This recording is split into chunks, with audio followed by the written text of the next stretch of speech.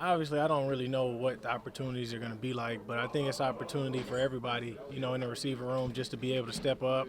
I was able to get to know Jakobi for a week, and I think he's a pretty cool dude. Like, I think we have a lot of similarities and stuff, and definitely wish him the best as he goes out there with Jacksonville.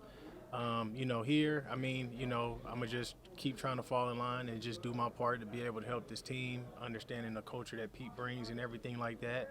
And we're going to lean on Trey to be able to continue to lead us in the receiver room.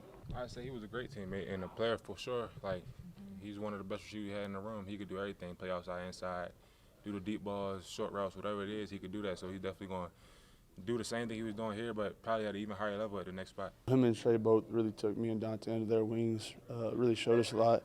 At the end of the day, like everybody says, it's a business, and stuff like this happens, and it's our first real experience with this. So, I know he's going to go and do his thing out in Jacksonville, and he has a good opportunity there. So I'm excited to watch him over there.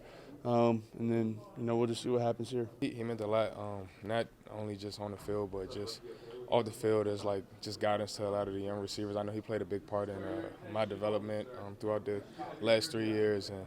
And it's tough to see him go, but it's a part of the business, and just got to wish the best for him and keep playing. Just the process of being undrafted and having to work your way up on the roster. He went through the same things, a little bit different, but just helping you out with that mentally. And we all got families and stuff at home too. You know what I mean? So just trying to learn from each other on that aspect too. And it's like I said, he's probably one of my favorite teammates ever.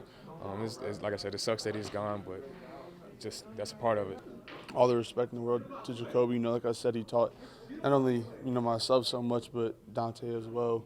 I think that's just part of the business. Whenever your number's called, no matter the circumstance, you got to be ready to perform. So, his route running skills, the way he understood defenses and how to maneuver DBs, different things like that. But really, just off the field, him just teaching us, how the league works, and what to expect.